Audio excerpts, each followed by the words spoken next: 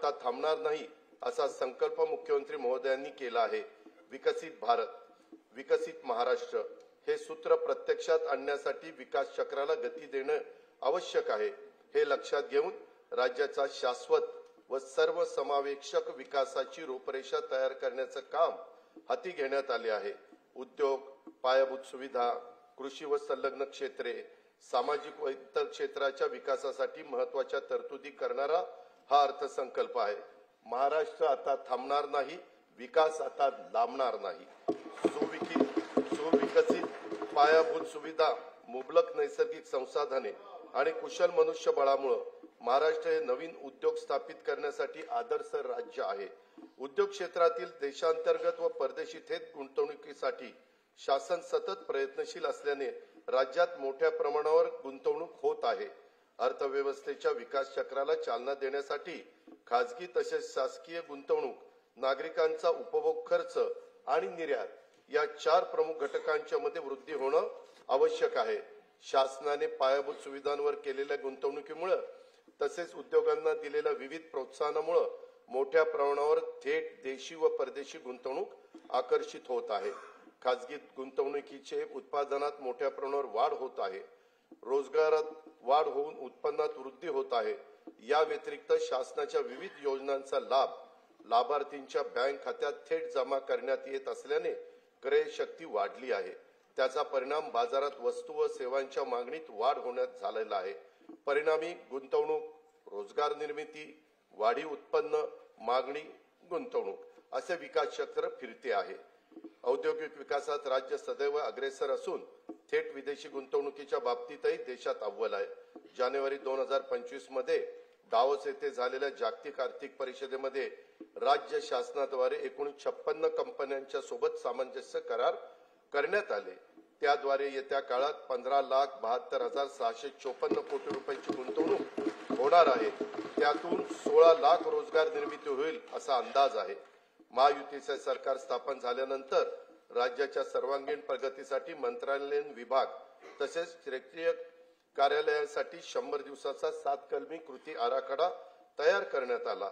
या कृती आराखड्यात संकेतस्थळाचा विकास, सुलभ जीवनमान, स्वच्छता, जनतेच्या तक्रारीचे निवारण, कार्यालयातील सोयी सुविधा, गुंतवणुकीचा प्रसार, क्षेत्रीय कार्यालयांना भेटी आदींचा समावेश करण्यात आला आहे। या कार्यक्रमामुळे प्रशासन कार्यक्षम, पारदर्शक, गतिशील, लोकाभिमुख होऊन राज्य प्रगतीच्या शिखरावर जाईल याची आम्हाला खात्री आहे। या कार्यक्रमाच्या अंमलबजावणीचे मूल्यमापन त्रयस्थ संस्थांकडून करून घेऊन उत्कृष्ट काम करणाऱ्या कार्यालयांचा गौरव करण्यात येणार आहे आणि हा कार्यक्रम निरंतर ठेवण्याचा निर्णय हा देखील घेण्यात आलेला आहे। महाराष्ट्राचं नवीन औद्योगिक धोरण 2025 लवकरच जाहीर करण्यात येणार आहे। त्या धोरणांच्या 5 वर्षाच्या कालावधीत 40 लाख कोटी रुपयांची गुंतवणूक व 50 लाख रोजगार निर्मितीचं उद्दिष्ट असेल।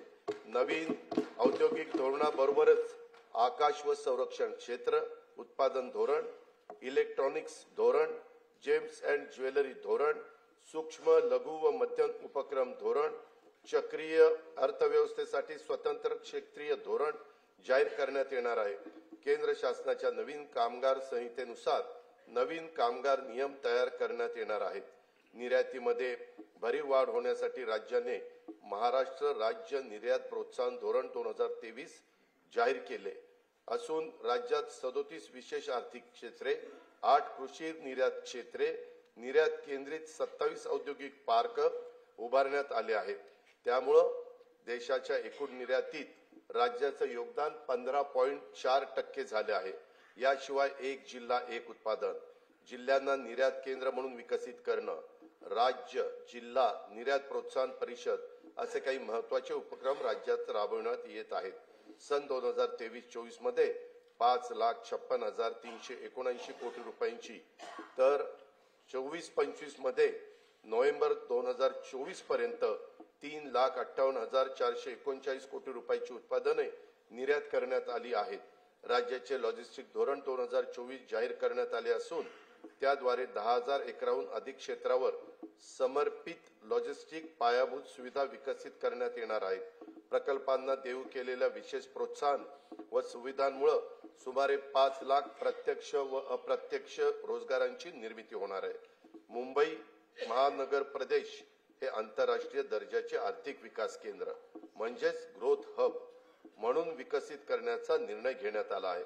वांद्रे कुर्ला संकुल, कुर्ला वरळी, वडाळा, गोरेगाव, नवी मुंबई, खारघर व विरार बोईसर या 7 ठिकाणी आंतरराष्ट्रीय दर्जाची व्यापारी केंद्र निर्माण केली जाणार आहेत। त्यामुळे मुंबई महानगर प्रदेशाची अर्थव्यवस्था सध्या 140 बिलियन डॉलर वरून सन 2030 पर्यंत 300 बिलियन डॉलर तर सन 2047 पर्यंत 1.5 ट्रिलियन डॉलर पर्यंत नेण्याचं उद्दिष्ट आहे। एकेकाळी नक्षलग्रस्त म्हणून ओळखला जाणारा गडचिरोली जिल्हा आता स्टील हब म्हणून उदयास येत आहे। दावोस येथे झालेल्या जागतिक आर्थिक परिषदेमध्ये गडचिरोली जिल्ह्याकरता 21,830 कोटी रुपयांची गुंतवणुकीचे सामंजस्य करार करण्यात आले। त्यातून 7,500 रोजगार निर्मिती होणे अपेक्षित आहे। गडचिरोली जिल्ह्यातील दळणवळणासाठी खनिकर्म महामार्गाचे जाळी विकसित केले जात आहे। त्याकरता पहिल्या टप्प्यात सुमारे 500 कोटी रुपये किमतीची कामे हाती घेण्यात येणार आहेत। समतोल प्रादेशिक विकासाला प्रोत्साहन देण्यासाठी सामूहिक प्रोत्साहन योजना राबवण्यात येत आहे। यासाठी या योजनेअंतर्गत सन 2025-26 मध्ये 6,400 कोटी रुपये प्रोत्साहन अनुदान प्रस्तावित आहे। महावितरण कंपनीने येत्या 5 वर्षासाठी विजेचा दर निश्चित करण्याचा प्रस्ताव महाराष्ट्र विद्युत नियामक आयोगाकडे सादर केला आहे।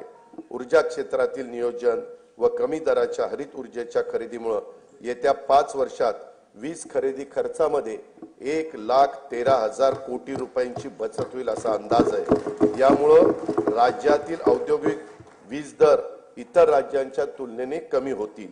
बेंगळुरू मुंबई इंडस्ट्रियल कॉरिडॉरसाठी भूसंपादनाची कारवाई सुरू असून या प्रकल्पामुळे राज्यातील अवर्षण प्रवण भागात उद्योगाची स्थापना होऊन रोजगार निर्मितीला चालना मिळेल।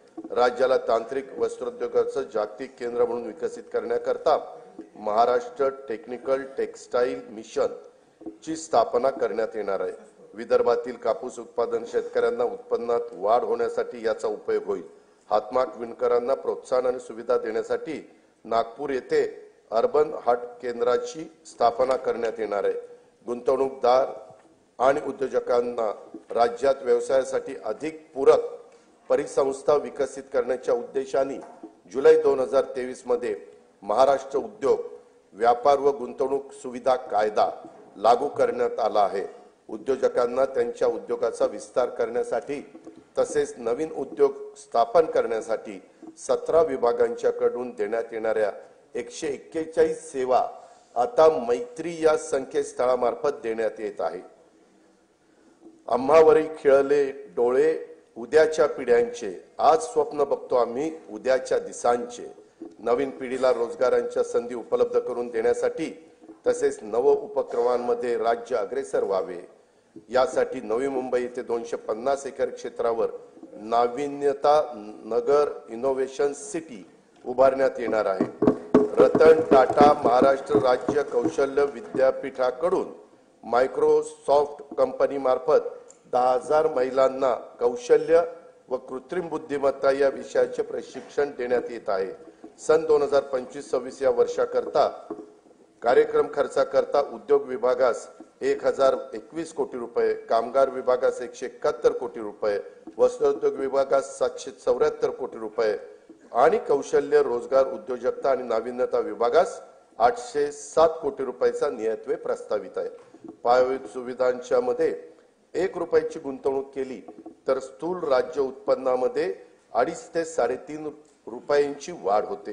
हे लक्षात घेऊन विमानचालन, रेल्वे, मेट्रो, महामार्ग, जलमार्ग, जलवाहतूक, बंदर विकास, सिंचन, ऊर्जा, परिवहन व दळणवळण येत्या क्षेत्रात येत्या 5 वर्षात विक्रमी गुंतवणूक करण्याचा शासनाचा निर्धार आहे।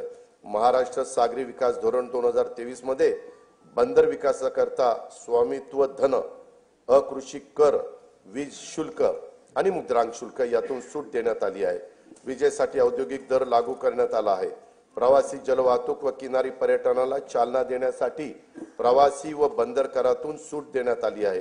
बंदराच्या करारांचा कमाल कालावधी देखील आता 90 वर्ष करण्यात आला आहे। जवाहरलाल नेहरू बंदर प्राधिकरण आणि महाराष्ट्र सागरी मंडळ हे संयुक्तरित्या पालघर जिल्ह्यात वाढवण बंदर विकसित करीत आहे। या प्रकल्पाचा एकूण खर्च 76,220 कोटी रुपये असून त्यात राज्य शासनाचा सहभाग 26% आहे।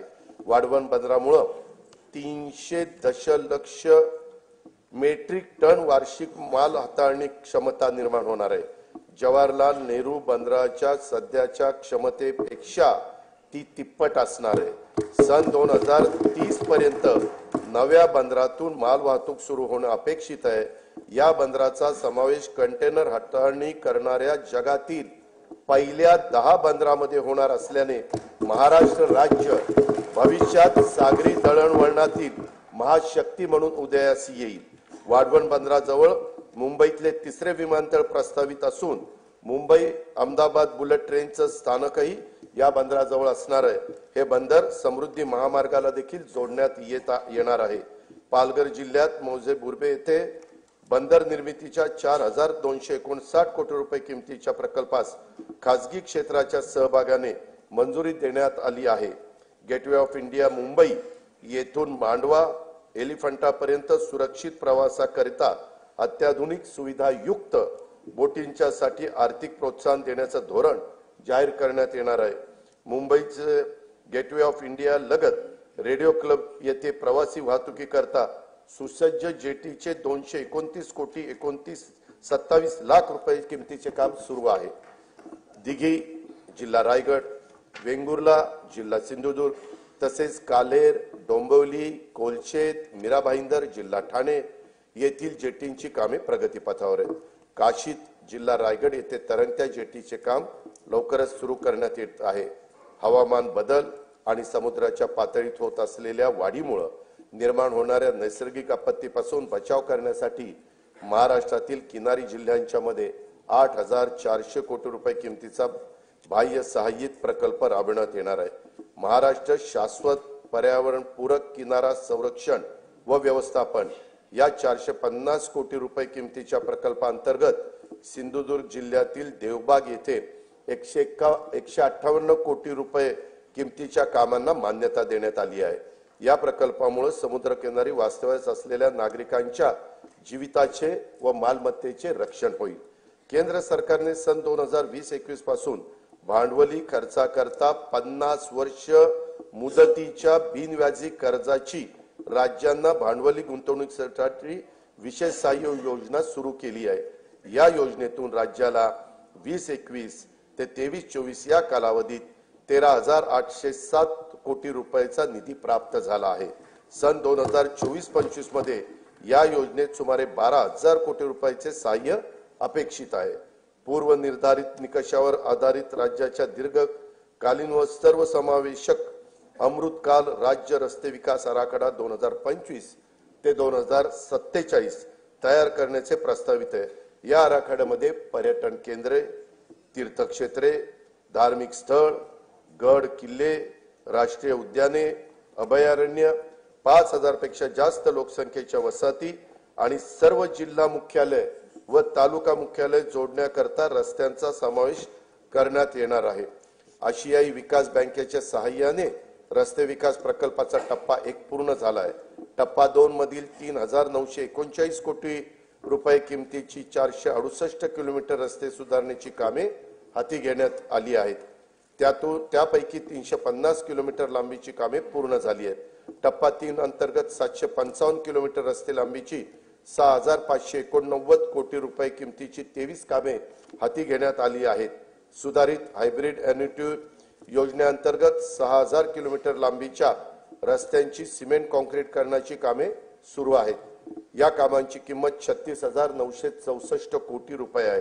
प्रधानमंत्री ग्राम सडक योजना टप्पा 3 अंतर्गत 6,500 किलोमीटर लांबीची 5,670 कोटी रुपये किमतीची कामे मंजूर असून त्यापैकी 3,785 किलोमीटर लांबीची कामे ही पूर्ण झाली आहेत। सन 2025-26 साठी 1,500 किलोमीटर लांबीच्या रस्त्याचे उद्दिष्ट ठेवण्यात आले आहे। मुख्यमंत्री ग्राम सडक योजना टप्पा 1 ची कामे पूर्णत्वास आली असून टप्पा 2 अंतर्गत 9,610 किलोमीटर लांबीच्या रस्त्यांची दर्जनोत्तीची कामे मार्च 2026 अखेरपर्यंत पूर्ण करण्याचं नियोजन आहे। मुख्यमंत्री ग्राम सडक योजना टप्पा 2 अंतर्गत अतिरिक्त 7,000 किलोमीटर लांबीच्या रस्त्याचे कॉन्क्रिटीकरण करण्यात येणार आहे। मुख्यमंत्री ग्राम सडक योजना टप्पा 3 अंतर्गत 1,000 पेक्षा जास्त लोकसंख्या असलेली 3,582 गावं 14,000 किलोमीटर लांबीच्या सिमेंट कॉन्क्रीटच्या रस्त्याने प्रमुख जिल्हा मार्गांना, राज्य महामार्गांना आणि राष्ट्रीय महामार्गांना जोडली जातील। या प्रकल्पाची एकूण किंमत 30,100 कोटी रुपये, पहिल्या टप्प्यात 8,000 कोटी रुपयाची कामे हाती घेण्यात येणार आहे। हिंदू हृदय सम्राट बाळासाहेब ठाकरे समृद्धी महामार्गाचं 99% काम पूर्ण झाले असून त्यासाठी 64,755 कोटी रुपये खर्च झाला आहे। इगतपुरी ते आमणे या 76 किलोमीटर लांबीचा टप्पा लवकरच वाहतुकीसाठी खुला होईल। या महामार्गालगत ॲग्रो लॉजिस्टिक हब विकसित केले जाणार असून त्यात कोल्ड स्टोरेज, ग्रेडिंग, पॅकिंग व निर्यात हाताळणी केंद्राच्या प्रमुख सुविधा पुरवण्यात येतील। याचा लाभ प्रामुख्याने विदर्भ व मराठवाड्यातील शेतकऱ्यांना होईल।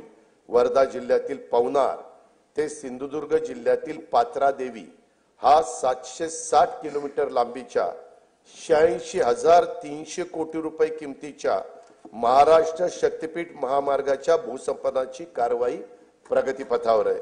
मुंबई पुणे द्रुतगती मार्गावरील खोपोली ते खंडाळा या लांबीतील मिसिंग लिंक प्रकल्पाचं काम ऑगस्ट 2025 पर्यंत पूर्ण करण्यात येणार आहे। यामुळे प्रवासाचा वेळ आणि इंधन या दोन्हीत बचत होईल आणि वाहतूक कोंडीतून देखील नागरिकांची सुटका होईल। मुंबई उपनगर परिसरातील वाहतूक गतिमान व्हावी यासाठी वर्सोवा ते मड खाडी पूल, वर्सोवा ते भाईंदर किनारी मार्ग, मुलुंड ते गोरेगाव, ठाणे ते बोरिवली आणि ऑरेंज गेट ते मरीन ड्राईव्ह भुयारी मार्ग असे 64,783 कोटी रुपये किमतीचे प्रकल्प हाती घेण्यात आले आहेत।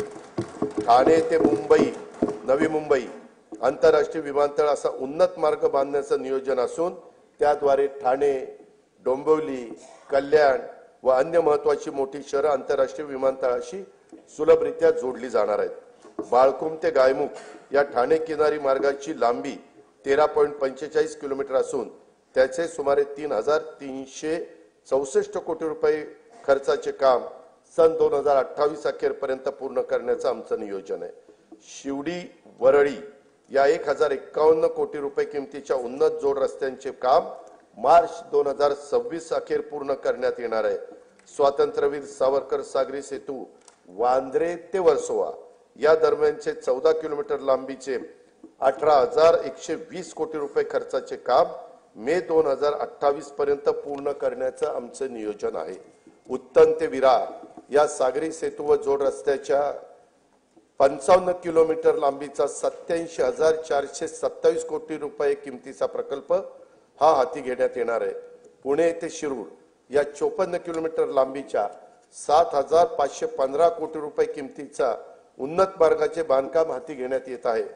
तळेगाव, चाकण, शिक्रापूर या रस्त्याच्या तळेगाव ते चाकण या 25 किलोमीटर लांबीत 4 पदरी उन्नत मार्ग प्रस्तावित आहे। या प्रकल्पासाठी 6,499 कोटी रुपये खर्च अपेक्षित आहे।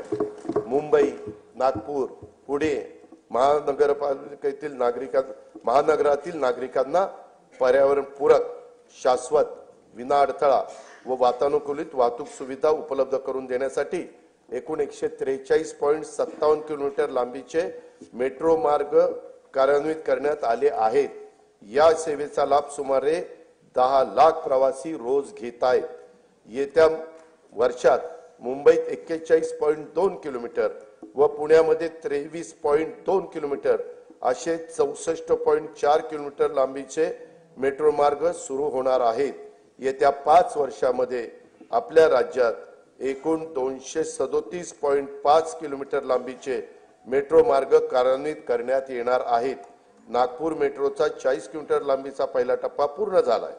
आता दुसऱ्या टप्प्यात 6,708 कोटी रुपये किमतीच्या 43.80 किलोमीटर लांबीचे काम प्रगतीपथावर आहे। ठाणे वर्तुळाकार मेट्रो मार्ग तसेच पुण्यातील स्वारगेट ते कात्रज विस्तार मार्गिका आणि या प्रकल्पास केंद्र शासनाने मान्यता पण दिलेली आहे। पुणे मेट्रो रेल्वे टप्पा 2 अंतर्गत खडकवासला, स्वारगेट, हडपसर, खराडी आणि नळस्टॉप वारजे माणिकबाग या 2 मार्गिकांच्या 9,897 कोटी रुपये किमतीचा प्रस्ताव केंद्र शासनाच्या मान्यतेकरता पाठविलेला आहे। मुंबईतील छत्रपती शिवाजी महाराज आंतरराष्ट्रीय विमानतळ ते नवी मुंबई आंतरराष्ट्रीय विमानतळ या मेट्रो मार्गाचे काम लवकरच हाती घेण्यात येणार आहे। नवी मुंबईतील उल्वे येथे 1,160 हेक्टर क्षेत्रामध्ये नव्याने विकसित होत असलेल्या नवीन मुंबई आंतरराष्ट्रीय विमानतळाची दरवर्षी 90 दशलक्ष प्रवासी आणि 2.6 दशलक्ष टन माल वाहतुकीची क्षमता असणार आहे। या प्रकल्पाचे सुमारे 85% काम पूर्ण झाले असून चाचणी उड्डाणेही यशस्वीरित्या पार पडली आहेत। तेथून एप्रिल 2025 मध्ये देशांतर्गत विमान सेवा सुरू करण्याचं आमचं नियोजन आहे। नागपूर येथील डॉक्टर बाबासाहेब आंबेडकर आंतरराष्ट्रीय विमानतळाचे खासगी सहभागातून श्रेणीवर्धन आणि आधुनिकीकरण करण्यात येत आहे। प्रवासी आणि माल वाहतूक क्षमतेत त्यामुळे वृद्धी होईल। विदर्भाच्या सर्वांगीण आर्थिक विकासाला यामुळे चालना मिळेल। शिर्डी विमानतळाचा 1,367 कोटी रुपये किमतीचा विकास कामांना मान्यता देण्यात आलेली आहे। ती कामे सुरू आहेत। सन 2021 मध्ये शिर्डी विमानतळाला प्रमुख विमानतळाचा दर्जा देखील प्राप्त झालेला आहे। नाईट लँडिंगची सुविधाही लवकरच सुरू करण्यात येणार आहे। अमरावतीमधील बेलोरा विमानतळाचे काम पूर्ण झाले असून तेथून 31 मार्च 2025 पासून प्रवासी सेवा सुरू करण्याचं आमचं नियोजन आहे। रत्नागिरी विमानतळासाठी 147 कोटी रुपये किमतीची कामे प्रगतीपथावर आहेत। गडचिरोली येथील नवीन विमानतळ सर्वेक्षण आणि अन्वेषणाची कामे ही सुरू केलेली आहेत। अकोला विमानतळाच्या विस्तारासाठी आवश्यक जो निधी लागेल तो उपलब्ध करून देण्यात येणार आहे।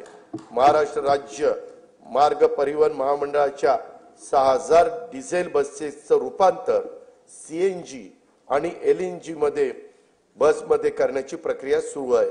महामंडळाला नवीन बस खरेदीसाठी देखील शासनाकडून अर्थसहाय्य उपलब्ध करून देण्यात येणार आहे। सन 2025-26 या वर्षासाठी कार्यक्रम खर्चाकरता बंदरे विभागास 484 कोटी रुपये, सार्वजनिक बांधकाम रस्ते विभागास 19,936 कोटी रुपये, परिवहन विभागास 3,710 कोटी रुपये, नगर विकास विभागास 10,729 कोटी रुपये, ग्राम विकास विभागास 11,480 कोटी रुपये, पर्यावरण व वातावरणातील बदल विभागास 245 कोटी रुपये, ऊर्जा विभागास 21,534 कोटी रुपये नियतवे प्रस्तावित आहे। अध्यक्ष महोदय, काळी माती ज्याची शान तिच्यात राबे विसरुनी भान, पोशिंदा हा आहे आपला कृतज्ञतेने ठेवू जाण, देऊ योजना अशा तया की राहील त्याचे हिरवे रान। शेती आणि शेतकरी हा आपल्या जीवनाचा मूलाधार आहे। त्यांच्याबद्दल कृतज्ञता व्यक्त करून मी आता शेती आणि शेती संबंधी क्षेत्राच्या योजना आणि तरतुदीकडे वळतो। नानाजी देशमुख कृषी संजीवनी प्रकल्पाचा दुसरा टप्पा 21 जिल्ह्यातील 7,201 गावांमध्ये राबवण्यात येत असून या प्रकल्पासाठी सन 2025-26 मध्ये 351 कोटी 42 लाख रुपयाचा नियतवे प्रस्तावित आहे। कृषी क्षेत्रामध्ये कृत्रिम बुद्धिमत्ता अत्याधुनिक तंत्रज्ञानाचा वापराचं धोरण आखण्यात येत आहे। शेतकऱ्यांना पीक नियोजनाचा सल्ला देणं, उत्पादन खर्च शेतकऱ्यांचा कमी करणं, उत्पादकता शेतकऱ्यांची वाढवणं, दर्जेदार शेतमालाचे उत्पादन तसेच शेतमालाला हक्काची आणि शाश्वत बाजारपेठ मिळवून देणं यासाठी शासकीय, निमशासकीय व खासगी क्षेत्रात उपयुक्त असलेल्या प्रणाली शेतकऱ्यांच्या पर्यंत पोहोचवण्यासाठी कृत्रिम बुद्धिमत्ता तंत्रज्ञानाचा वापर करण्यात येणार आहे। पहिल्या टप्प्यात 50,000 शेतकऱ्यांच्या 1,00,000 एकर क्षेत्राला त्याचा फायदा होईल। येत्या 2 वर्षात त्यासाठी 500 कोटी रुपयाचा निधी उपलब्ध करून देण्यात येणार आहे। राज्यातील अपूर्ण सिंचन प्रकल्पांची कामे पूर्ण करणे आणि महाराष्ट्र सिंचन सुधारणा कार्यक्रमाअंतर्गत कालवे वितरण प्रणालीतील सुधारणेची सुमारे 5000 कोटी रुपये किमतीची कामे नाबार्ड अर्थसहाय्याच्या पहिल्या टप्प्यात मंजूर करण्यात आली आहेत। जलयुक्त शिवार अभियान 2.0 अंतर्गत 5818 गावांच्या मध्ये 4227 कोटी रुपये किमतीची 1,48,888 कामे हाती घेण्यात आलेली आहेत।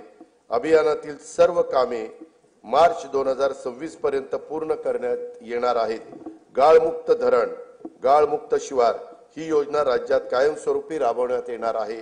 सन 2025-26 मध्ये 6.45 कोटी घनमीटर गाळ काढण्याचं उद्दिष्ट निश्चित करण्यात आलं असून त्याकरता 382 कोटी रुपये खर्च अपेक्षित आहे। वैनगंगा, नळगंगा नदी जोड प्रकल्पास तत्वतः मान्यता देण्यात आली आहे। या प्रकल्पाची अंदाजित किंमत 88,574 कोटी रुपये असून प्रकल्पाचे लाभ क्षेत्र 3,71,277 हेक्टर राहणार आहे। या प्रकल्पाचा लाभ नागपूर, वर्धा, अमरावती, यवतमाळ, अकोला आणि बुलढाणा या 6 जिल्ह्यांना होणार आहे। प्रकल्पाची सविस्तर सर्वेक्षण अन्वेषणाची कामे ही सुरू आहेत। नार पार गिरणा नदी जोड प्रकल्पाद्वारे नाशिक व जळगाव जिल्ह्यातील 49,516 हेक्टर क्षेत्राला सिंचनाचा लाभ होणार आहे। या प्रकल्पाची अंदाजित किंमत 7,500 कोटी रुपये आहे। दमणगंगा एकदरे गोदावरी या नदीजोड प्रकल्पामुळे 3.55 टीएमसी पाणी उपलब्ध होणार असून त्यामुळे जायकवाडी धरणाच्या लाभ क्षेत्रातील 9,766 हेक्टर क्षेत्र पुनर्स्थापित होईल। नाशिक जिल्ह्यातील 2,987 हेक्टर क्षेत्राला देखील यामुळे सिंचनाचा लाभ होणार आहे। या प्रकल्पाची अंदाजित किंमत 2,300 कोटी रुपये आहे। शासनाचा महत्वाकांक्षी तापी महापुनर्भरण हा 19,300 कोटी रुपये किमतीचा सिंचन प्रकल्प हाती घेण्याचे ठरवले आहे। या प्रकल्पामुळे उत्तर महाराष्ट्र आणि पश्चिम विदर्भातील विशेषतः खारपान पट्ट्यातील शेतकऱ्यांच्या जीवनात आमूलाग्र बदल होऊन त्यांच्या उत्पन्नात वाढ होणार आहे। कोकणातील उल्हास आणि वैतरणा नद्यांच्या खोऱ्यातून 54.70 टीएमसी पाणी गोदावरी खोऱ्यामध्ये वळवण्याचा प्रकल्प हाती घेण्यात येणार आहे। यातून मराठवाड्याला 2,40,000 हेक्टर क्षेत्राच्या सिंचनासाठी पाणी उपलब्ध होईल। या प्रकल्पाचं पण सर्वेक्षणाचं आणि अन्वेषणाचं काम सुरू आहे। सांगली जिल्ह्यातील म्हैसाळ उपसा सिंचन योजनेसाठी 200 मेगावॉट क्षमतेच्या 1,594 कोटी रुपये किमतीच्या सौर ऊर्जा प्रकल्पाला मान्यता देण्यात आलेली आहे। गोसीखुर्द राष्ट्रीय प्रकल्पातून डिसेंबर 2024 अखेर 12,332 हेक्टर सिंचन क्षमता निर्माण झाली असून हा प्रकल्प जून 2026 पर्यंत पूर्ण करण्याचं नियोजन आहे। सन 2025-26 करता 1,460 कोटी रुपयाचा नियतव्यय याकरता प्रस्तावित आहे। उदंचन जलविद्युत प्रकल्पाद्वारे वीज निर्मिती व वीज वापराचे संतुलन साधून सुरळीत वीज पुरवठा करणं शक्य होतं। सार्वजनिक खासगी भागीदारीद्वारे राज्यातील 38 उदंचन जलविद्युत प्रकल्पासाठी सामंजस्य करार करण्यात आले असून त्यातून 2.95 लाख कोटी रुपयाची गुंतवणूक व 90,000 रोजगार निर्माण होणार आहेत। मुख्यमंत्री बळीराजा मोफत वीज योजनेअंतर्गत 7.5 हॉर्सपॉवर पर्यंतच्या 45 लाख कृषी पंपांना मोफत वीज पुरवण्यात येत आहे।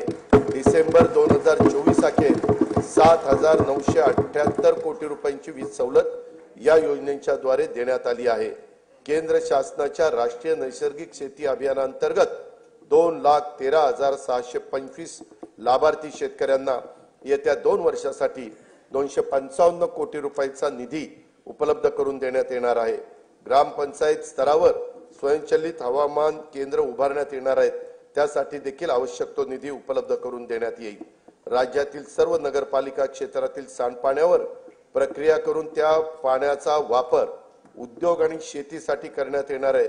त्यासाठी 8,200 कोटी रुपये किमतीचे प्रकल्प हाती घेण्यात येणार आहेत। राज्यातील बांबू उत्पादक शेतकऱ्यांना प्रोत्साहन देणे, बांबूला बाजारपेठ उपलब्ध करून देणे आणि बांबू आधारित उद्योगांना चालना देण्यासाठी राज्यात 4,300 कोटी रुपये किमतीच्या बांबू लागवड प्रकल्प राबवण्यात येणार आहे। संयुक्त राष्ट्र संघाने सन 2025 हे वर्ष आंतरराष्ट्रीय सहकार वर्ष म्हणून घोषित केले आहे। त्या अनुषंगाने राज्यात विविध कार्यक्रम महोत्सव आयोजित करण्यात येणार असून त्यासाठी पुरेसा निधी देखील उपलब्ध करून देण्यात येईल। लहान सीमांत शेतकरी व कृषी नव उद्योजकांना केंद्रस्थानी ठेवून शेतमालाच्या मूल्य साखळ्यांच्या विकासासाठी 2,100 कोटी म्हणजेच 2100 कोटी रुपये किमतीचा माननीय बाळासाहेब ठाकरे कृषी व्यवसाय व ग्रामीण परिवर्तन स्मार्ट प्रकल्प राबवण्यात येत आहे। नवीन तंत्रज्ञानाचा वापर करून राज्य शाश्वत उच्च मूल्य असलेल्या कृषी व्यवसायाचे केंद्र व्हावे यासाठी Maharashtra agri business network magnet 2.0 हा सुमारे 2100 कोटी रुपयाचा बाह्य सहाय्यित प्रकल्प राबवण्यात येणार आहे। देशी गाईचे संगोपन, संवर्धन आणि संशोधनासाठी देवलापार जिल्हा नागपूर येथे गौ विज्ञान अनुसंधान केंद्रास सहाय्य केले जाईल। नवी मुंबईत महामुंबई आंतरराष्ट्रीय बाजार, मुंबईत मरोळमध्ये आंतरराष्ट्रीय मत्स्य बाजार तसेच आरमोरी जिल्हा गडचिरोली येथे रेशीम कोष खरेदी विक्री बाजारपेठ स्थापन करण्यात येणार आहे। ज्या तालुक्यामध्ये बाजार समिती अस्तित्वात नाही तेथे किमान एक स्वतंत्र बाजार समिती स्थापन करण्याचे ठरवण्यात आले। त्यासाठी एक तालुका एक बाजार समिती योजना राबवण्यात येणार आहे। कृषी क्षेत्रातील 16,000 मेगावॉट विजेची मागणी हरित ऊर्जेतून पूर्ण करण्याचे उद्दिष्ट ठेवण्यात आले आहे। शेतकऱ्यांना दिवसा विश्वासार्ह वीज पुरवठा करणं शक्य व्हावं यासाठी 27 जिल्ह्यांच्या मध्ये मुख्यमंत्री सौर कृषी वाहिनी योजना 2.0 मधून 2,779 विद्युत उपकेंद्रासाठी सौर प्रकल्प हाती घेण्यात आले असून ते ऑक्टोबर 2026 पर्यंत पूर्ण होणार आहेत। जानेवारी 2024 पासून आतापर्यंत 2,90,129 सौर कृषी पंप स्थापित करण्यात आले आहेत। सध्या प्रत्येक दिवशी 1,000 पंप या गतीने सौर कृषी पंपाची स्थापना करण्यात येत आहे। बी बियाणं, यंत्रसामुग्री, खते आणि शेतमालाच्या वाहतुकीसाठी महत्त्वाच्या असलेल्या शेत व पाणंद रस्त्याच्या बांधणीसाठी बळीराजा शेत व पाणंद रस्ते रामटेकच्या धर्तीवर ही योजना सुरू करण्यात येणार आहे। सन 2025-26 या वर्षासाठी कार्यक्रम खर्चाकरता कृषी विभागाला 9,710 कोटी रुपये, पशुसंवर्धन, दुग्ध विकास व मत्स्य व्यवसाय विकास विभागाला 635 कोटी रुपये, फलोत्पादन विभागाला 708 कोटी रुपये, मृद व जलसंधारण विभागाला 4,247 कोटी रुपये, जलसंपदा व खारभूमी विभागाला 16,456 कोटी रुपये, मदत व पुनर्वसन विभागाला 638 कोटी रुपये, रोजगार हमी योजना विभागाला 2,205 कोटी रुपये, सहकार व पणन विभागाला 1,178 कोटी रुपये, अन्न नागरी पुरवठा विभागाला 526 कोटी रुपयाचा नियतव्यय प्रस्तावित आहे। महिला, बालके, युवक, गरीब व वंचित घटकांवर लक्ष केंद्रित करून त्यांच्यासाठी अन्न सुरक्षा, निवारा, पिण्याचे शुद्ध पाणी, आरोग्य सेवा, शिक्षण सुविधा आणि रोजगार स्वयंरोजगाराच्या संधी उपलब्ध करून त्याद्वारे सर्वसामान्य माणसांच्या जीवनात गुणात्मक बदल घडवण्यासाठी राज्यात लोककल्याणकारी योजनांची अंमलबजावणी करण्यात येत आहे। त्या दृष्टीने राज्याचे आरोग्य आणि ज्येष्ठ नागरिक धोरण हे जाहीर करण्यात येणार आहे।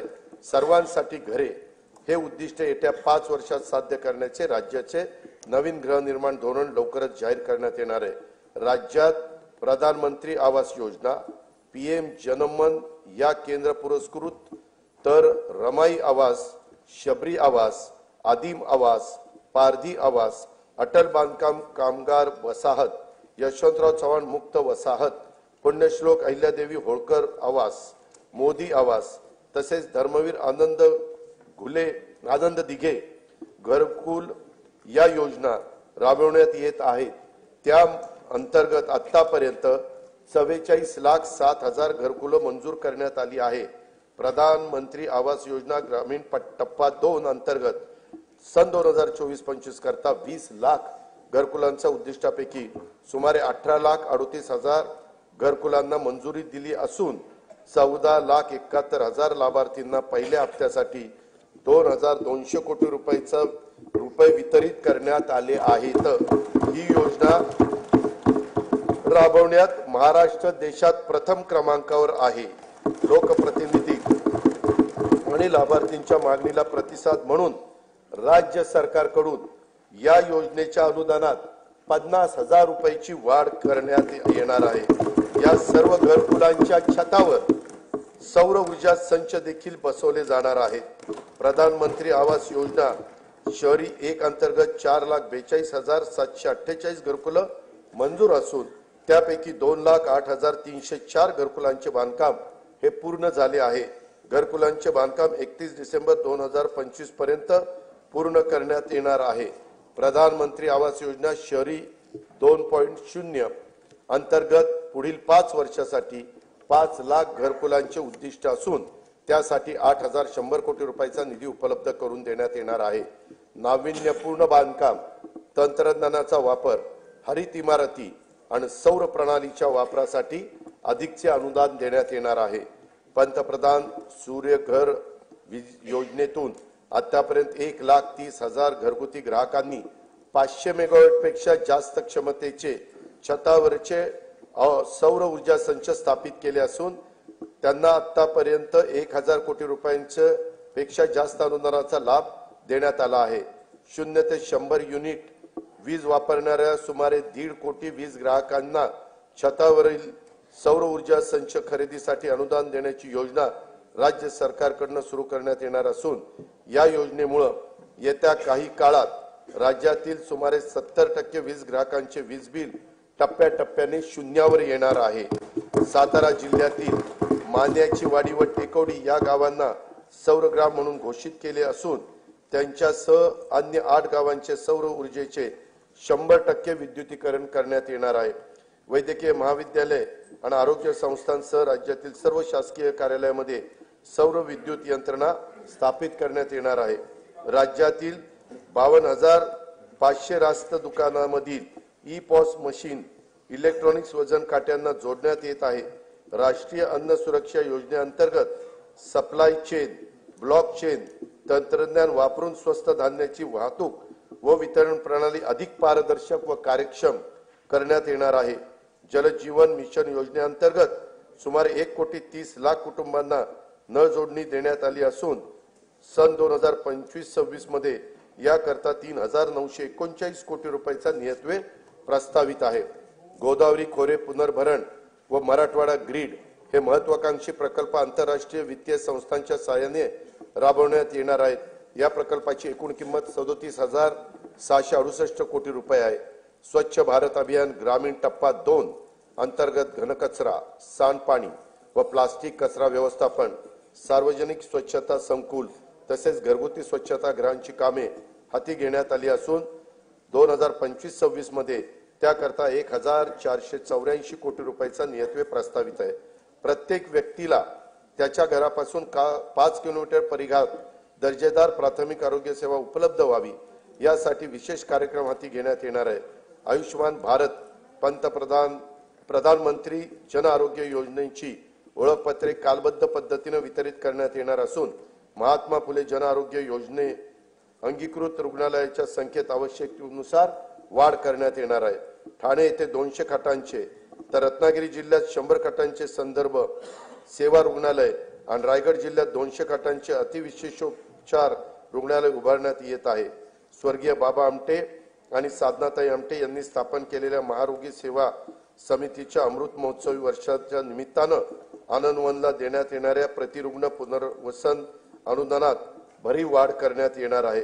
राज्यातील मागासवर्ग व दुर्बल घटकांच्यासाठी निवारा, वीज, पाणी, आरोग्य, शिक्षण, पोषण तसेच रोजगाराच्यासाठी योजना राबवण्यात राज्य अग्रेसर असून महायुती सरकार या घटकांचा जीवनस्तर उंचावण्यासाठी कटिबद्ध आहे।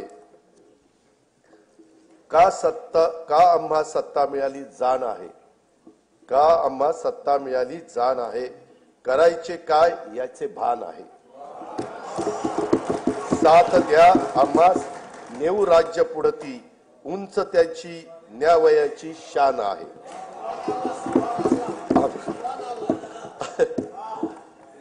सुभान अल्लाह म्हणायचं नाही, ते शेरशायरीला म्हणायचं।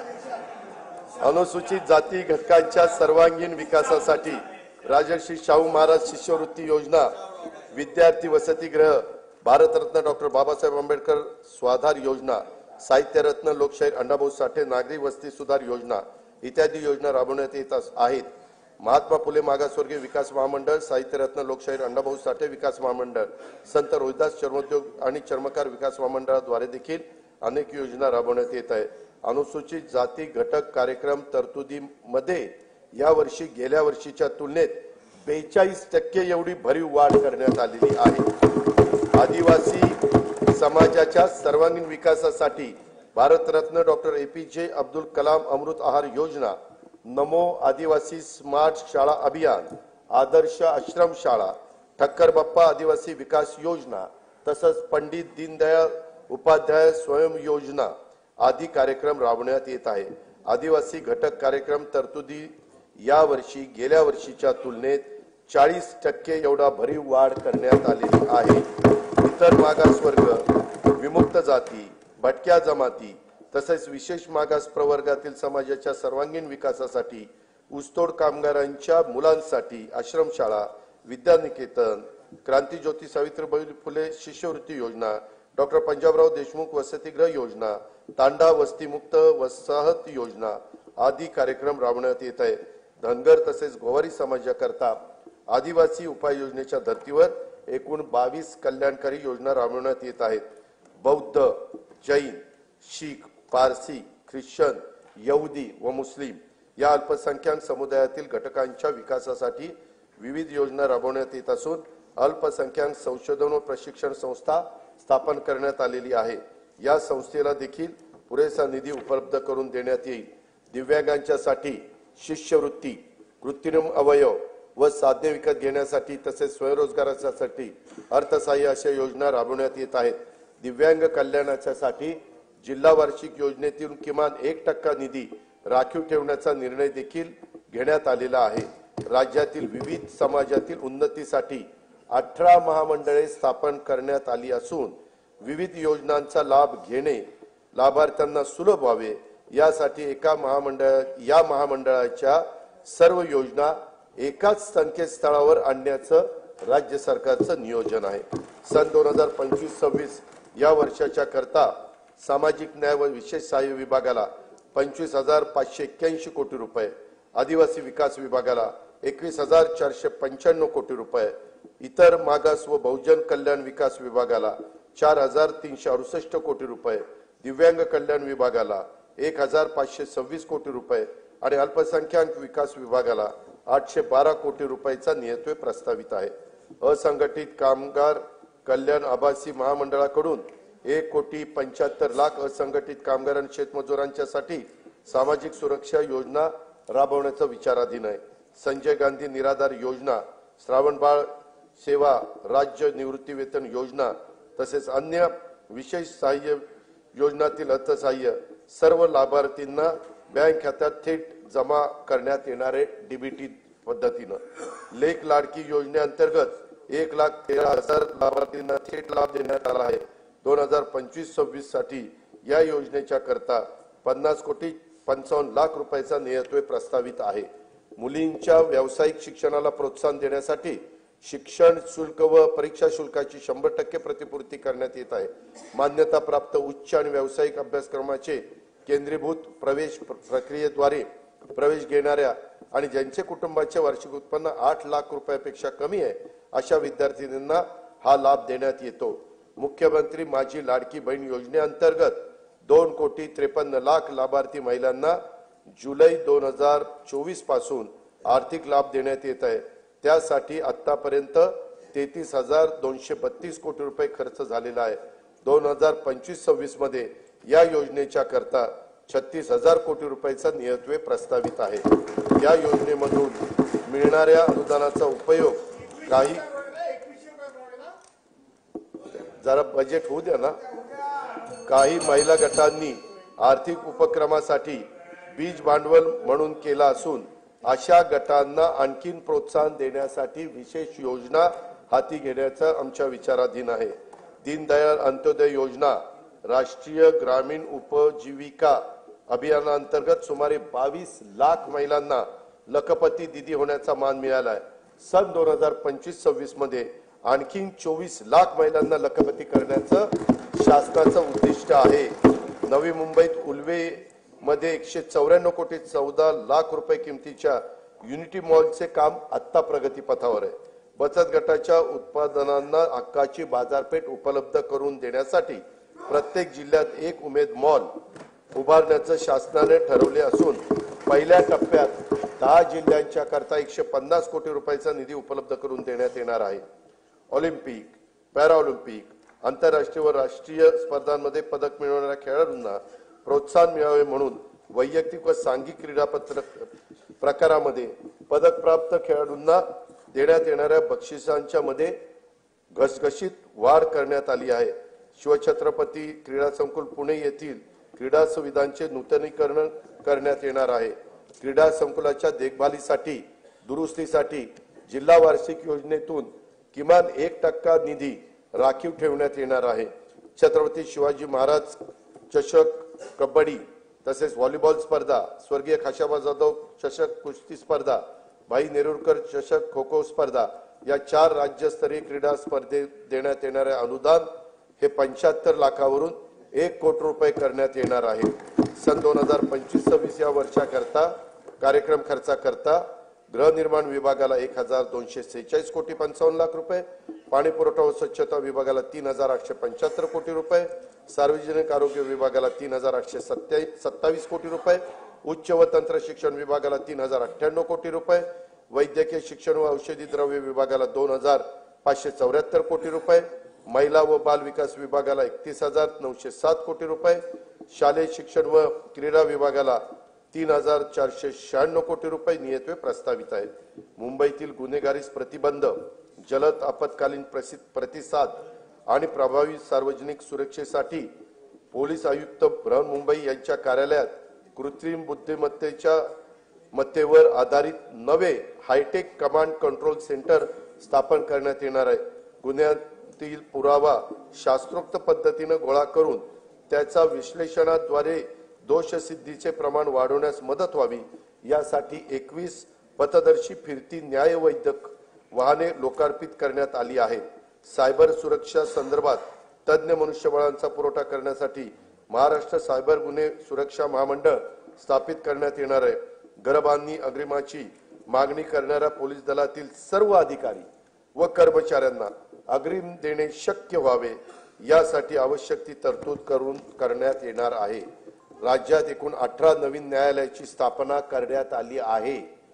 त्यामध्ये दर्यापूर जिल्हा अमरावती, पौड, इंदापूर आणि जुन्नर जिल्हा पुणे, पैठण, गंगापूर जिल्हा छत्रपती संभाजीनगर, आर्वी जिल्हा वर्धा, काटोल जिल्हा नागपूर, वणी जिल्हा यवतमाळ, तुळजापूर जिल्हा धाराशिव आणि तसेच हिंगोली जिल्ह्याच्या ठिकाणी न्यायालयाचा याच्यामध्ये समावेश आहे। सन 2025-26 या वर्षाच्या कार्यक्रम खर्चाकरता गृह पोलीस विभागास 2237 कोटी रुपये, उत्पादन शुल्क विभागाला 153 कोटी रुपये, विधी व न्याय विभागाला 759 कोटी रुपये व महाराष्ट्र विधानमंडळ सचिवालयास 547 कोटी रुपये नियतवे प्रस्तावित आहे। मुख्यमंत्री शाश्वत समृद्ध पंचायत राज अभियान राज्यात राबवण्यात येणार असून त्यात भाग घेणाऱ्या अत्युत्कृष्ट ग्रामपंचायतींना तालुका पातळीवर राज्य स्तरापर्यंत पुरस्कार देण्याचे प्रस्तावित आहे। राज्यात सध्या राबविण्यात येत असलेल्या योजनांचे मूल्यमापन करून त्यांचे सुसूत्रीकरण तसेच साधन संपत्तीच्या स्रोताचा अभ्यास करून त्यामध्ये वाढ करण्याचे उपाय सुचवण्यासाठी उच्चस्तरीय समिती स्थापन करण्यात आली असून या समितीच्या शिफारसी विचारात घेऊन योजनांची अधिक प्रभावी अंमलबजावणी करण्यासाठी उपाययोजना करण्यात येणार आहे।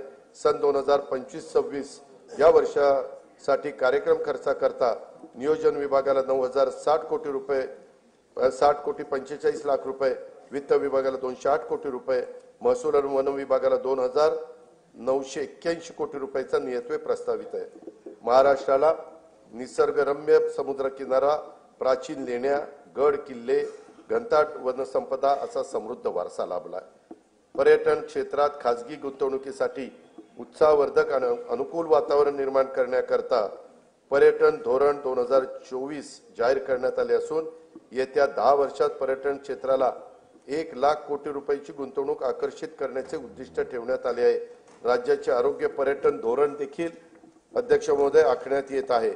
मुघलांच्या नजरकैदेतून आग्र्यातून सुटका हा शिवचरित्रातील प्रेरणादायी प्रसंग आहे। छत्रपती शिवाजी महाराज नजरकैदेत होते, तेथे भव्य स्मारक उभारण्याचं राज्य सरकारने ठरवलेलं आहे। त्यासाठी उत्तर प्रदेश शासनाच्या सहकार्याने जागा उपलब्ध करून घेण्यात येईल आणि त्याच्यामध्ये तशा प्रकारचं त्या भव्य स्मारक उभारण्यात येईल। येणाऱ्या पिढ्यांना शिवरायांच्या स्फूर्तिदायी चरित्राची ओळख अद्ययावत तंत्रज्ञानाच्या आधारे करून देण्यासाठी पुणे शहरातील आंबेगाव येथे 4 टप्प्यात भव्य शिवसृष्टी प्रकल्प उभारण्यात येत आहे। त्यातील 2 टप्प्याचं काम पूर्ण झालेलं आहे। उर्वरित काम गती होण्यासाठी राज्य सरकारकडून आणखी 50 कोटी रुपयाचा निधी उपलब्ध करून देण्यात येणार आहे। छत्रपती शिवरायांनी स्थापन केलेल्या स्वराज्याच्या रक्षण आणि विस्तारासाठी जीवन समर्पित केलेल्या असीम शौर्य आणि धैर्याने लढलेल्या सर्व लढायात विजयश्री मिळवणाऱ्या छत्रपती संभाजी महाराजांच्या पराक्रमाच्या खुणा महाराष्ट्रात जिथे आहेत त्या कोकणातील संगमेश्वर हे एक ठिकाण आहे। औरंगजेबाच्या महाकाय सेनेशी महाराजांनी बोटावर मोजता येतील एवढ्या शूर मावळ्यांना सोबत घेऊन येथेच पराक्रमाची शर्थ केली।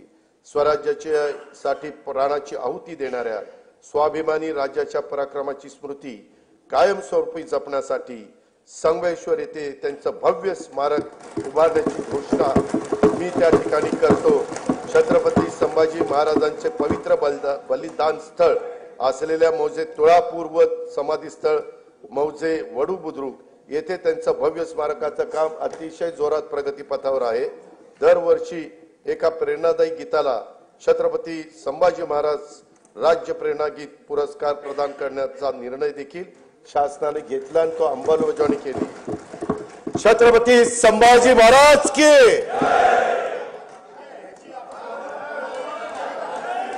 स्वराज्यासाठी बलिदान देणाऱ्या लाखो मराठ्यांचं शौर्याचं प्रतीक म्हणून हरियाणातील पानिपत येथे यथायोग्य स्मारक ऐका जरा येथे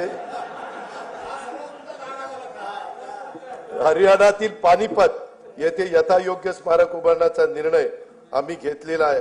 मराठ्यांच्या शौर्याचं प्रतीक आहे। हरियाणा शासन पण आमचेच मुख्यमंत्री आहेत, त्यांना आमचे हे मुख्यमंत्री बोलतील आणि स्मारकाची जागा घेतील आणि तेही स्मारक त्या ठिकाणी होईल। चैत्यभूमी दादर मुंबई येथे इंदू मिलच्या जागेवर भारतरत्न डॉक्टर बाबासाहेब आंबेडकर यांचं आंतरराष्ट्रीय दर्जाचं स्मारक उभारण्याचं काम सुरू असून त्यासाठी देखील पुरेसा निधी उपलब्ध करून ते लवकरात लवकर पूर्ण करण्याचं आमचं धोरण आहे। भारताचे दिवंगत पंतप्रधान भारतरत्न अटल बिहारी वाजपेयी यांच्या जन्मशताब्दी वर्षानिमित्त मुंबई येथे भव्य स्मारक उभारण्यात येणार आहे। स्वर्गीय बाळासाहेब ठाकरे राष्ट्रीय स्मारकाच्या पहिल्या टप्प्यातील काम पूर्ण झाले असून दुसऱ्या टप्प्यातील कामासाठी राज्य सरकारकडून 220 कोटी रुपयाचा निधी उपलब्ध करून देण्यात येणार आहे। आद्य शिक्षिका ज्ञानज्योती सावित्रीबाई फुले यांचे जन्मगाव असलेल्या नायगाव तालुका खंडाळा जिल्हा सातारा येथे त्यांच्या कार्यास साजेस स्मारक व महिला प्रशिक्षण केंद्र उभारण्यात येणार आहे। साहित्यरत्न आज त्यांची पुण्यतिथी, मी त्यांना अभिवादन करतो। साहित्यरत्न लोकशाही अण्णाभाऊ साठे यांचे जन्मस्थळ वाटेगाव तालुका वाळवा जिल्हा सांगली येथे स्मारकासाठी तसेच त्यांचे नावे प्रस्तावित चिरागनगर मुंबई येथील संशोधन प्रशिक्षण संस्थेसाठी पुरेसा निधी उपलब्ध करून देण्यात येणार आहे। संगमवाडी पुणे येथे वस्ताद लहुजी साळवे यांच्या स्मारकाचं काम अतिशय जोरात प्रगतीपथावर आहे। सन 2027 मध्ये नाशिक येथे होणाऱ्या सिंहस्थ कुंभमेळ्याच्या निमित्तानं नमामि गोदावरी अभियानाचा आराखडा तयार करण्यात येत आहे। कुंभमेळ्याच्या सुव्यवस्थित आयोजनासाठी विशेष प्राधिकरणाची स्थापना करून त्यासाठी आवश्यक तो निधी उपलब्ध करून देण्यात येणार आहे। नाशिक येथे राम कालपथ विकास प्रकल्पांतर्गत रामकुंड, काळाराम मंदिर आणि गोदातट परिसरातील पर्यटनाच्या दृष्टीने विकास करण्यासाठी 146 कोटी 10 लाख रुपये किमतीची कामे हाती घेण्यात येत आहेत। दुर्गम ते सुगम कार्यक्रमाद्वारे डोंगराळ भागातील प्राचीन मंदिरे, धार्मिक स्थळे, गड किल्ले व इतर निसर्गरम्य 45 ठिकाणी रोपवेद्वारे जोडण्यात येणार आहेत। राज्यातील प्राचीन मंदिराचे जतन, संवर्धन व परिसर विकासासाठी आवश्यक निधी उपलब्ध करून देण्यात येणार आहे। महानुभाव पंथाच्या श्रद्धास्थानाच्या विकासाची कामे देखील हाती घेण्यात येणार आहेत। प्रभू रामाच्या पदस्पर्शाने पावन झालेल्या रामटेक येथील श्रीराम मंदिराच्या नूतनीकरणाचे काम सुरू असून तेथे दरवर्षी सांस्कृतिक महोत्सवाचे आयोजन करण्याचे नियोजन आहे। सिंधुदुर्ग जिल्ह्यातील सागरी संग्रहालय, कृत्रिम प्रवाह आणि पाणबुडी पर्यटन हे 75 कोटी रुपये किमतीची कामे प्रगतीत आहेत। कोयनानगर तालुका पाटण जिल्हा सातारा येथे स्कायवॉकची उभारणी व नेहरू उद्यानाचे सुशोभीकरण हे देखील करण्यात येणार आहे। मुनावळे तालुका जावळी येथील सातारा येथील जलपर्यटन प्रकल्पाचा पहिला टप्पा पर्यटकांच्यासाठी खुला करण्यात आला आहे। आता हेळवाद जिल्हा सातारा येथे कोयना जलपर्यटन प्रकल्पाला मान्यता देण्यात आली आहे।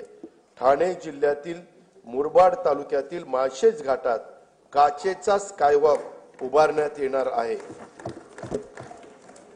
अध्यक्ष महोदय, भाव फुलांना पायी उधळून, आयुष्याचा कापूर जाळून, तुझे सारखे करीन पूजन, गीत तुझे मी आई गाईन, शब्दोशब्दी अमृत ओतून, अशा माय मराठीस केंद्रीय मंत्रिमंडळाने 3 ऑक्टोबर 2024 रोजी झालेल्या बैठकीमध्ये अभिजात भाषेचा दर्जा दिल्याबद्दल राज्यातल्या तमाम जनतेच्या वतीनं आणि जगभरातील मराठी भाषिकांच्या वतीनं मी माननीय पंतप्रधान नरेंद्र मोदी महोदयांचे मनपूर्वक आभार मानतो। या पुढे दरवर्षी 3 ऑक्टोबर हा दिवस अभिजात मराठी भाषा सन्मान दिन व 3 ते 9 ऑक्टोबर दरम्यान अभिजात मराठी भाषा सप्ताह साजरा करण्यात येईल। मराठी भाषा विद्यापीठ रिद्धपूर येथे अभिजात मराठी भाषेच्या संशोधन व अध्ययनासाठी उच्च दर्जाचे संशोधन केंद्र तसेच अनुवाद अकादमी स्थापित करण्यात येणार आहे। मराठी भाषेच्या संवर्धनासाठी कार्य करणाऱ्या संस्थांच्या माध्यमातून अभिजात मराठी भाषा विषयक उपक्रम राबवण्यात येणार आहेत। मराठी भाषेच्या संशोधनातील उल्लेखनीय कामगिरीबद्दल पुरस्कार सुरू करण्यात येणार आहे। सन 2025-26 या वर्षाच्या कार्यक्रम खर्चाकरता सार्वजनिक बांधकाम इमारती विभागाला 1367 कोटी रुपये, पर्यटन व सांस्कृतिक कार्य विभागाला 3159 कोटी रुपये, सामान्य प्रशासन विभागाला 2899 कोटी रुपये आणि मराठी भाषा विभागाला 225 कोटी रुपयाचा नियतव्यय हा प्रस्तावित आहे।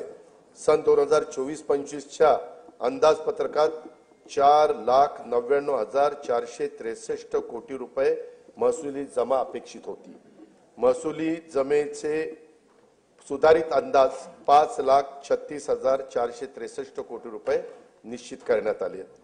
सन 2024-25च्या एकूण खर्चाचा अर्थसंकल्पीय अंदाज 6,12,293 कोटी रुपये व सुधारित अंदाज 6,72,030 कोटी रुपये असून भांडवली व कल्याणकारी योजनांवरील खर्चात झालेल्या वाढीमुळे सन 2024-25 या वर्षाच्या एकूण खर्चाच्या सुधारित अंदाजात ही वाढ झालेली आहे।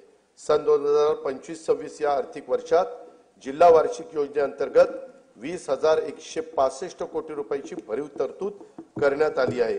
गेल्या वर्षीच्या तुलनेत 2,000 कोटी रुपयांनी ही तरतूद वाढवलेली आहे। सन 2025-26 मध्ये कार्यक्रम खर्चाकरता रक्कम 2,54,560 कोटी रुपये निश्चित करण्यात आले असून त्यामध्ये अनुसूचित जाती घटक कार्यक्रमासाठी 22,668 कोटी रुपये तर आदिवासी घटक कार्यक्रमासाठी 21,495 कोटी रुपयाचा नियतव्यय प्रस्तावित आहे। नियतव्ययाचा समावेश आहे। सन 2025-26च्या अर्थसंकल्पामध्ये एकूण खर्चासाठी 7,20,00,000 कोटी रुपयाची तरतूद केली आहे। सन 2025-26च्या अर्थसंकल्पामध्ये महसुली जमा 5,60,964 कोटी रुपये व महसुली खर्च 6,06,855 कोटी रुपये अंदाजित आहे। परिणामी 45,891 कोटी रुपये अंदाजित तूट येत आहे। राजकोषीय सुधारणांमध्ये राज्य नेहमीच अग्रेसर राहिले आहे। राजकोषीय उत्तरदायित्व व वित्तीय व्यवस्थापन कायद्यानुसार राज्याच्या राजकोषीय तूट स्थूल राज्य उत्पन्नाच्या 3% कमी ठेवण्यात शासन यशस्वी झाले आहे। तसेच राज्याची महसुली तूट ही सातत्याने स्थूल राज्याच्या उत्पन्नाच्या 1% कमी राहिलेली आहे। 25-26 ची राजकोषीय तूट 1,36,235 कोटी रुपये। यानंतर अध्यक्ष महोदय, मी अर्थसंकल्पाच्या भाग 2 कडे त्या ठिकाणी वळतो। अध्यक्ष महोदय, मी आता अर्थसंकल्पाचा तुला गरज आहे पाण्याची। मी आता अर्थसंकल्पाचा भाग 2 माननीय सभागृहासमोर सादर करीत आहे। सन 2024-25 या आर्थिक वर्षासाठी राज्याच्या स्वतःच्या कर महसुलाचे अर्थसंकल्पीय उद्दिष्ट 3,43,040 कोटी रुपये एवढे निश्चित करण्यात आले होते। सन 2024-25 या आर्थिक वर्षासाठी राज्याचा स्वतःचा कर महसुलाचा सुधारित अंदाज 3,67,467 कोटी रुपये एवढा प्रस्तावित करण्यात येत आहे। 25-26 या आर्थिक वर्षासाठी राज्याच्या स्वतःच्या कर महसुलात अर्थसंकल्पीय उद्दिष्ट 3,87,674 कोटी रुपये एवढे प्रस्तावित आहे। वस्तू व सेवा कर कायदा लागू करण्यापूर्वी राज्य कर विभागातर्फे राबवण्यात आलेल्या विविध कायद्यानुसार सार्वजनिक क्षेत्रातील उपक्रमाकडे असलेली थकबाकीची तडजोड करण्यासाठी मी अभय योजना जाहीर करत आहे।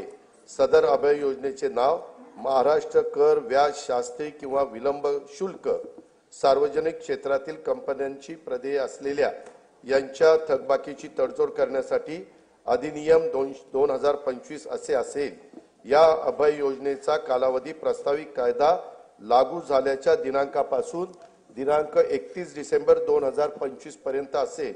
सध्या व्यक्तिगत मालकीच्या परिवहनेतर 4 चाकी CNG व LPG वाहनांवर वाहन प्रकार आणि किमतीनुसार 7 ते 9% दराने मोटार वाहन कराची आकारणी केली जाते। या कराच्या दरामध्ये 1% वाढ प्रस्तावित करीत आहे। सदर वाढीमुळे राज्याला 25-26 मध्ये 150 कोटी रुपयाचा अतिरिक्त महसूल मिळणे अपेक्षित आहे। राज्यात 30 लाखापेक्षा अधिक किमतीच्या इलेक्ट्रॉनिक वाहनांवर 6% दराने मोटार वाहन कराची आकारणी करण्याचे प्रस्तावित आहे। मोटार वाहन कराची कमाल मर्यादा ही 20 लाखाची होती, ती आता 30 लाख रुपये करण्याचे प्रस्तावित आहे। कमाल मर्यादेत प्रस्तावित वाढीमुळे 2025-26 मध्ये राज्याला सुमारे 170 कोटी रुपयाचा अतिरिक्त महसूल मिळेल असे अपेक्षित आहे।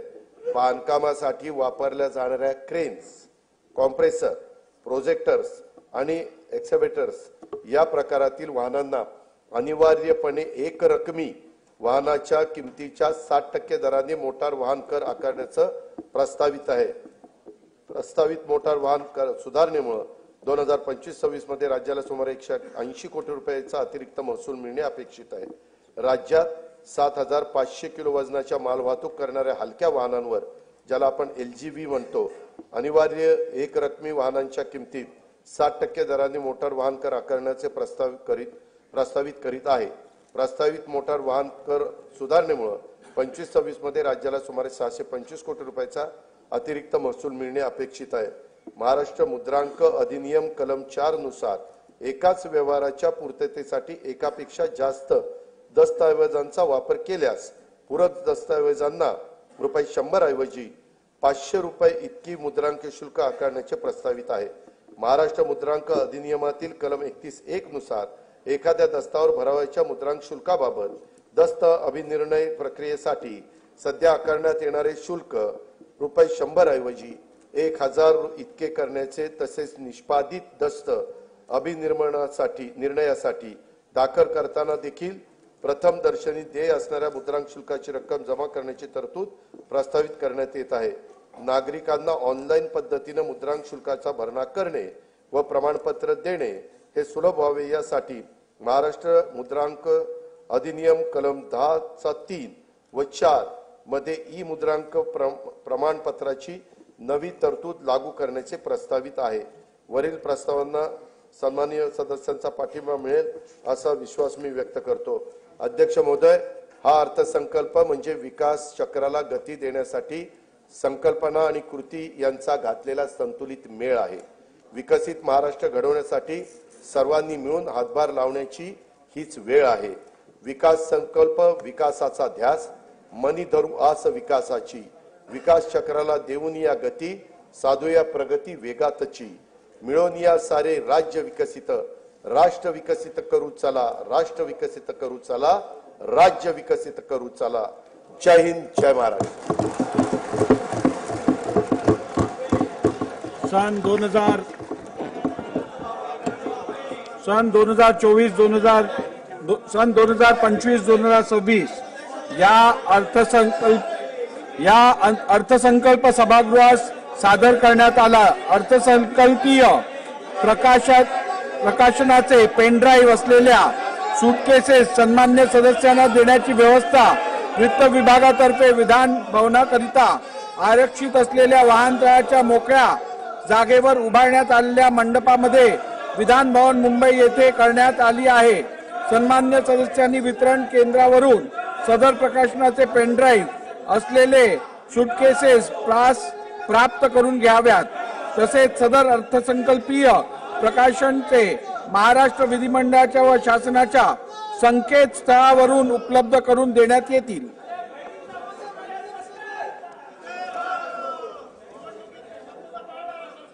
सभागृहाची बैठक आता स्थगित होत आहे। मंगळवार दिनांक 11 मार्च 2025 रोजी सकाळी 11 वाजता सभागृहाची बैठक भरेल।